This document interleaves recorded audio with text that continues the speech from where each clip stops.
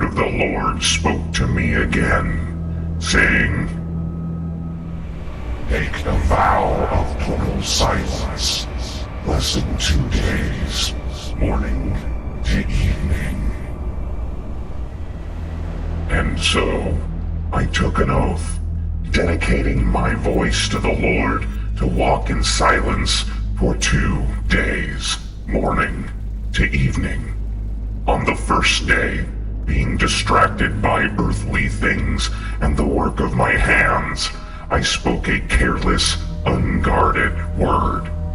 Immediately, my face fell. Shame and guilt overwhelmed my soul, and so I fell on my face before the Lord, having not been released from my vow, groaning with sorrow in silence.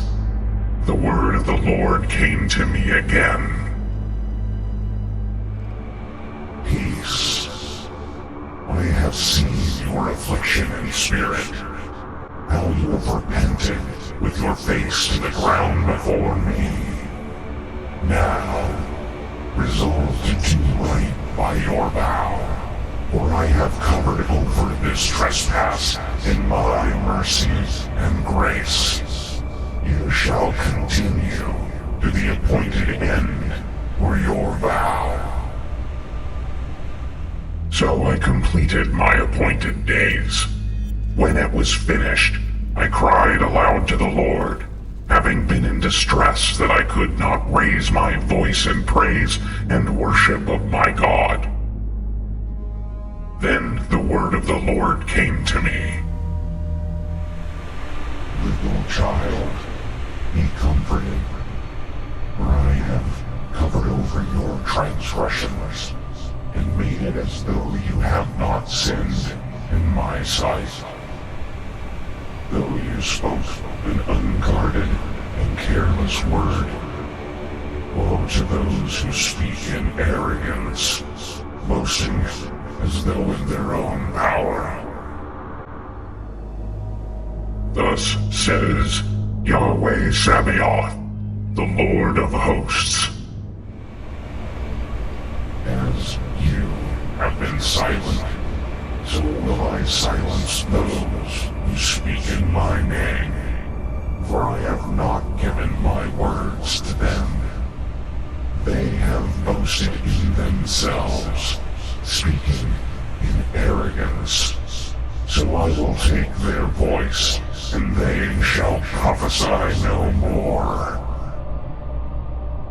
They have added to my word. In their own desires they speak, and so have proven themselves false. Of these, who repents may take comfort in me, for they will call others to repent with them, and not be torn down as the false prophet. Then the Lord spoke these words. Write down these words. Son of man, and child of my spirit, in you has been a place of faith in my provision for all man. But the nations and peoples continue to reject me. They curse what is devoted and despise what is mine. Shall I withhold my judgment forever? See, even the widow has become evil in my sight, for she desires what is devoted to me, and despises the service of my faithful servants. She takes the good that I offer, but demands ever more in greed. Evil is called good, and what I have declared is good is called evil. Behold, O mighty nation of the Gentiles, you once loved me as I loved you. I established you along a fertile land, and you spread the word of my kingdom. I gave you wealth and prosperity, and made you mighty. Now you have rejected my love, and say, we have made ourselves mighty. Let us sing and dance, making love and drinking wine, for the world shall be remade to our desire, and do all that we please in our hearts. I have arisen against you, and put your arrogance at odds against you. Even those in you who profess my name have grown rebellious against my commands. So I have split this nation in two, and so shall its land respond.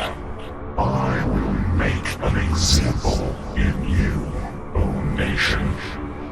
I will destroy in you an arrogant city. Your leaders will become tyrants to you. Your wishes granted to your hurt and shame. Then brother will rise against brother, and you will know that I, Yahweh, have spoken. Thus says Yahweh, the God of Israel, and creator of all the earth and heavens. To him be all glory and honor, for he is righteous.